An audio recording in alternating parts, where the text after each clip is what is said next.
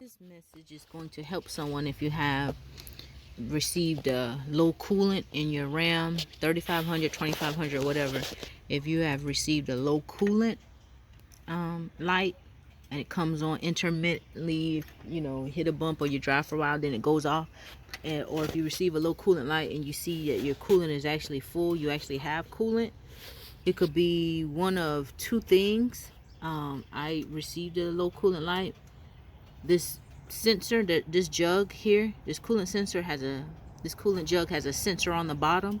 That sensor could be gone bad. It's a little small sensor. It costs about $15 to $25 depending on where you get it from. Or this jug right here, the bottom of this jug could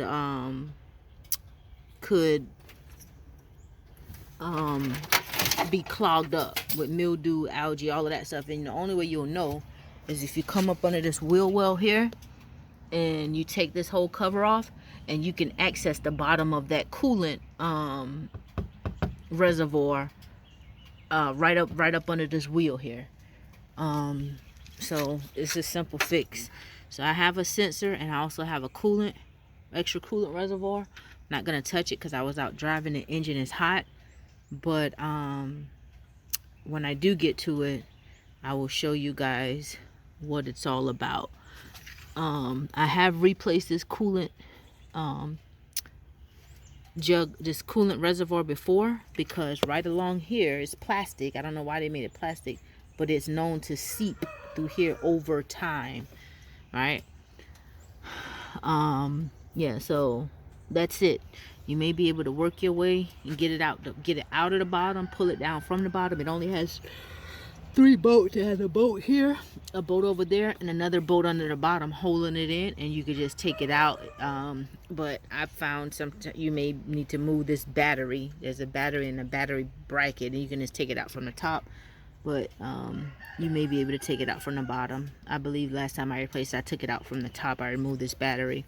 But anyway, so yeah, that's if you have a low coolant light and you know that you have coolant in your reservoir and the light comes and goes. That's on the Ram 3500, 2500 heavy duty engines. And I don't know, maybe the smaller engines experience it as well. But I'm just sharing that in case somebody needs that help. Okay, for anyone who is interested, I have removed the battery. I'm going to take this cover off.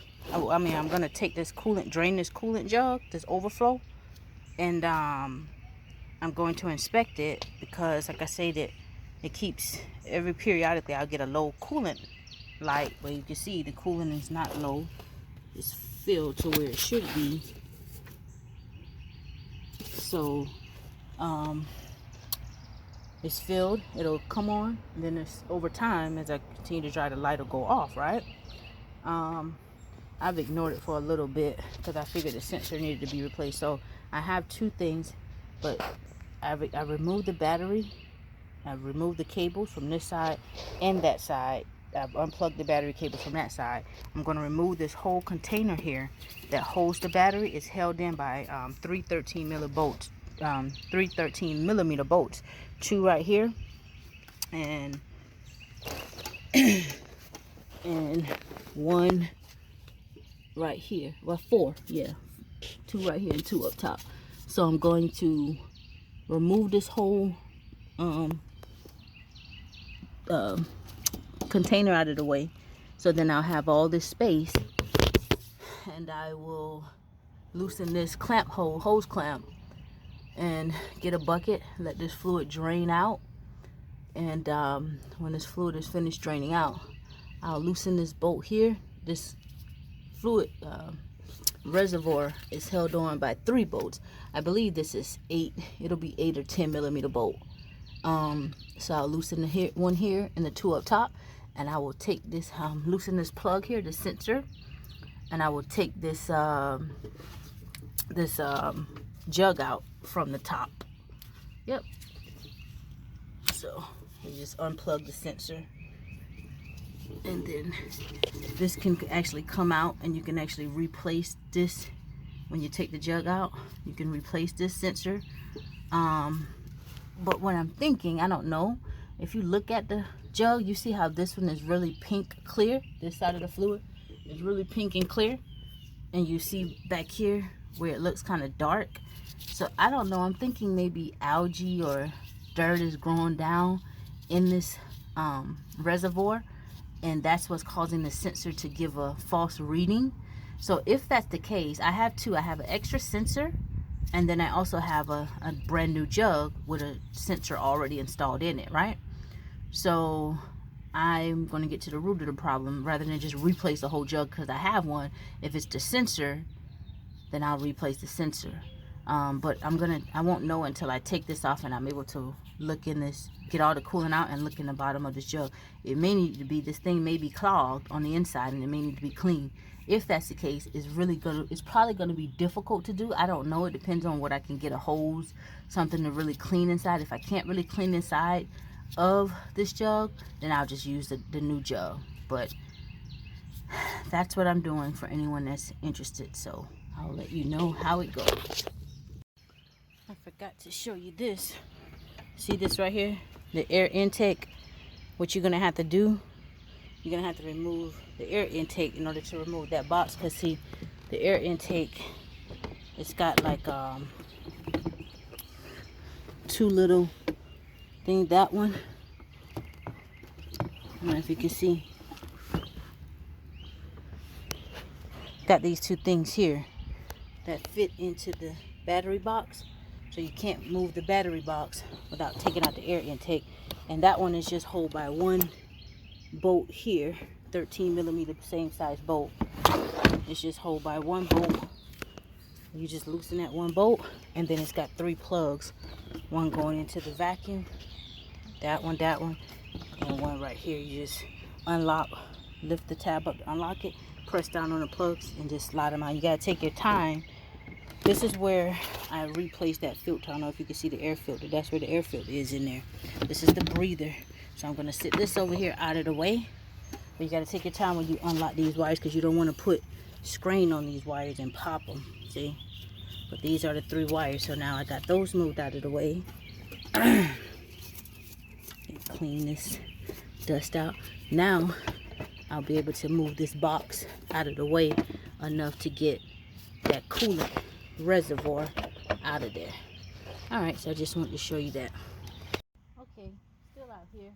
It's warming up a little bit. I've loosened the bolts to the coolant reservoir, some of the bolts to the top, not the ones to the bottom. But I don't want to get a lot of mess everywhere, so I got a bucket. However, as you see, the bucket can't fit here. I want to get the bucket right up under there, so when I loosen the hose and stuff, it doesn't just, all the coolant just doesn't splash over everywhere. I just kind of like to keep it clean if I can. So because this tire is in the way, I've taken this cap off this tire.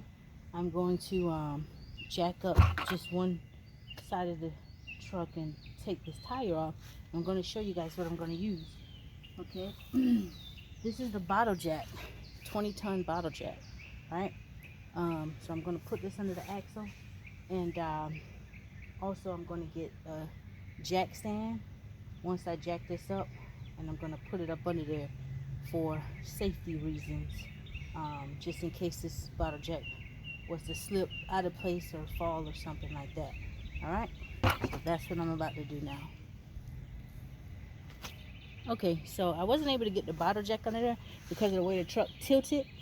Alright, so what I used was this jack right here, the floor jack, and I stuck that up under there, as well as oh,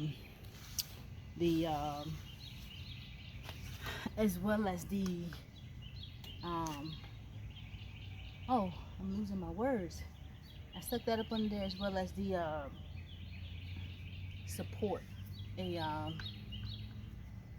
another stationary jack as a support jack. And technically, I just want to say something.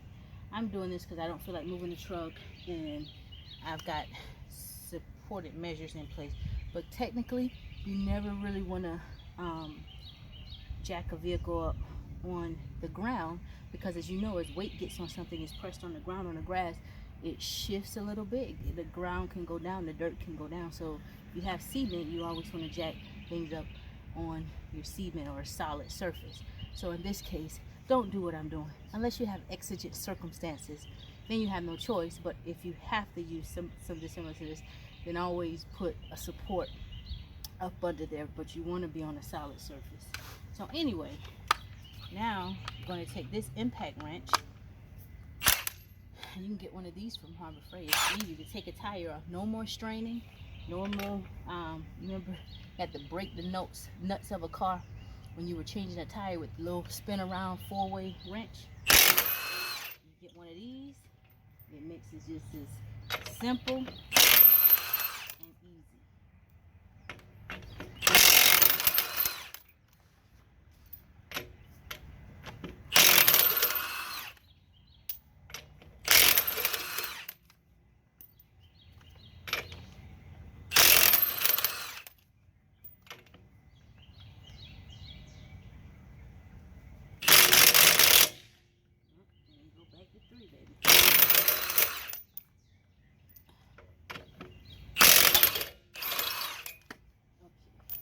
Simple as that. No effort.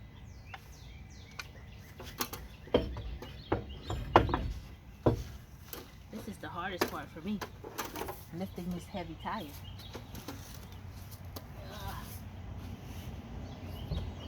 Alright. Now I am going to, when I loosen this, I can place this bucket up under here and catch some of this fluid so it won't be so messy. Okay? So I'm gonna stop this and I'll go from there. I don't want to make this video so long. Okay, people of God, I'm about to slide this hose off. I've already loosened the hose clamp. Hopefully I don't get fluid everywhere. Hopefully my plan works. I don't want all this fluid everywhere. Oh, you know what? I need safety goggles. Gotta protect my eyes.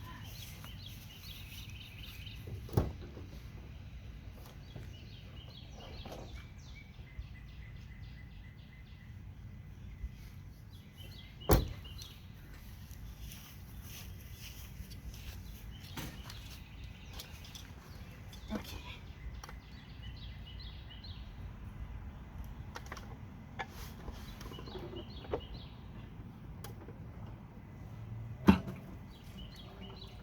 It works, it works.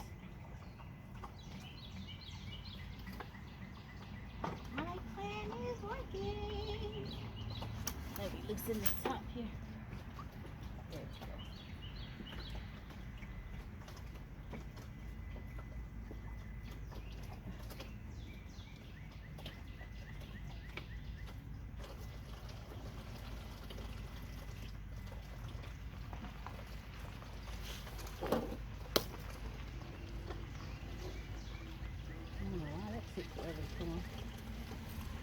It drains faster when you loosen the top to the coolant jug.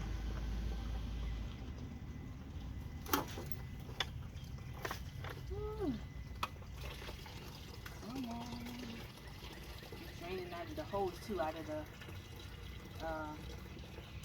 radiator.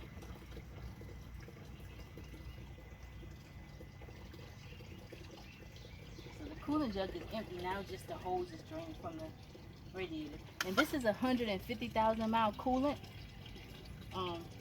which is supposed to last up to 150,000 miles.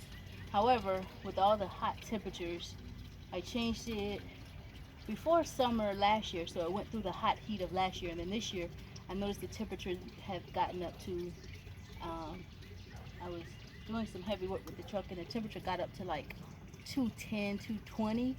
Normal temperature is like 205.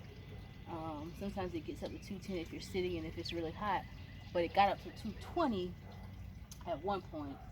And this coolant has about 90,000 miles on it, so I'd be changing it 60,000 miles early, but it won't hurt it with this hot, humid weather summer that we're looking forward to in this based on the last summer. So it'll be good for the coolant system to mix in some new coolant with that.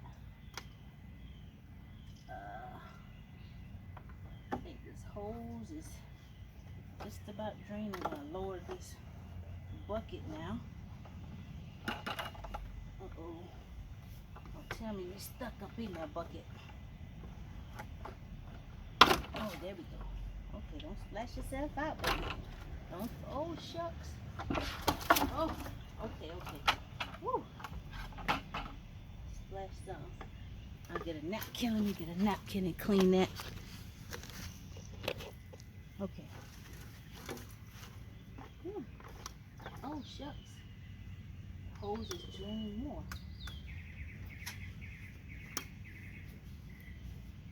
It's not as bad as it would have been had I not had this coolant. And I'll probably go to the wash. But I had already washed up under here really good. But I'll go to the wash and just rinse off, because that coolant can crystallize.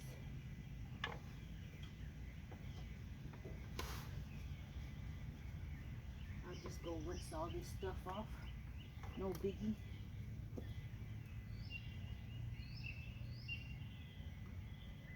Now that the coolant is in the bucket,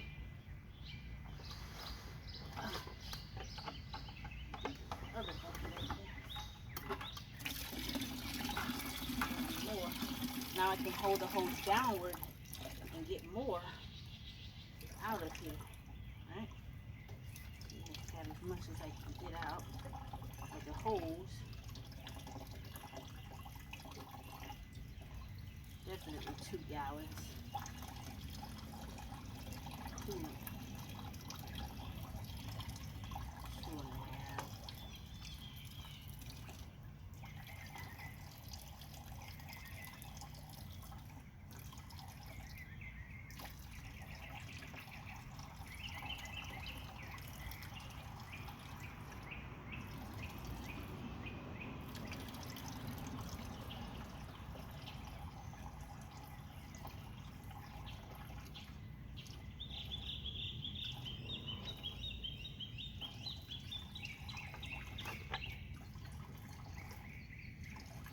I guess I don't have to keep that recording while I'm draining this hose in. I'll stop just while I'm draining the hose. Okay, people of God. Those of you who are interested, I got the coolant jug off, and guess what? This coolant jug, it's dirty. But look, I know what the problem is. It's not the sensor. That's why the light keeps being intermittent. I shook this up a little bit so it knocked off some of the mildew, but what's happening is, I don't know if you can see here, there's mildew all at the bottom of this jug. See how it's darker this side?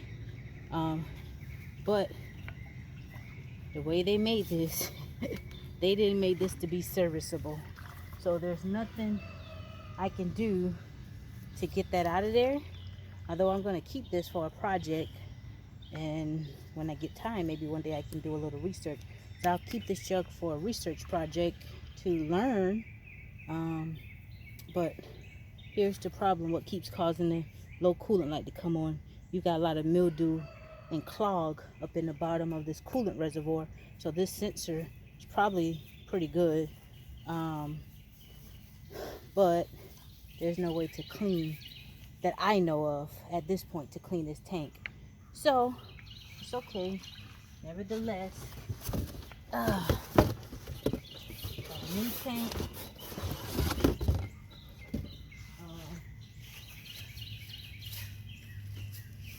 Got a new tank that comes with a new cap. Everything is just the same manufacturer. Same. So I'm going to put this old one here in this box. I'm going to store this old, actually, oh yeah, let me drain all the fluid out of this old one.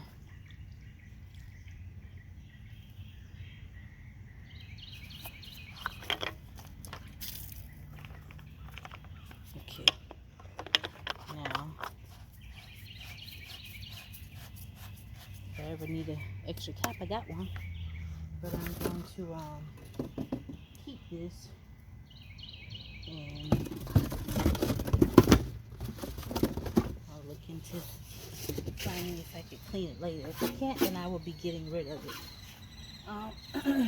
So here is the new one. Comes with another cap. So look inside it. Comes with another cap, just the same.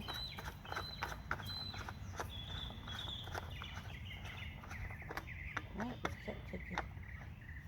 Oh, go back on.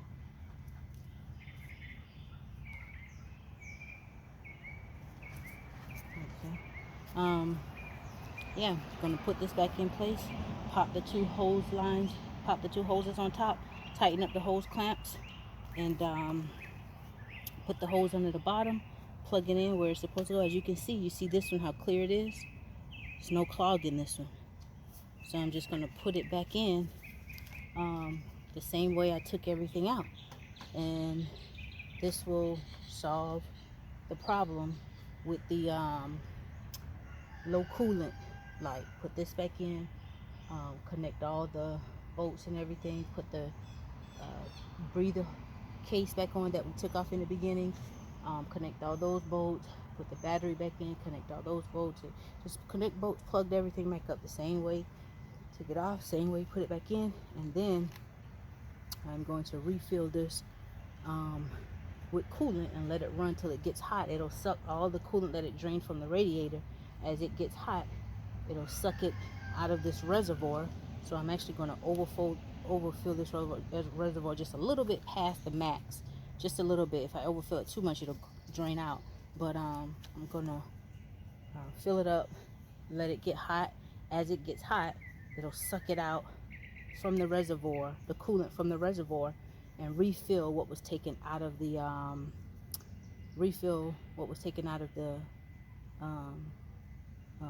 radiator from the reservoir.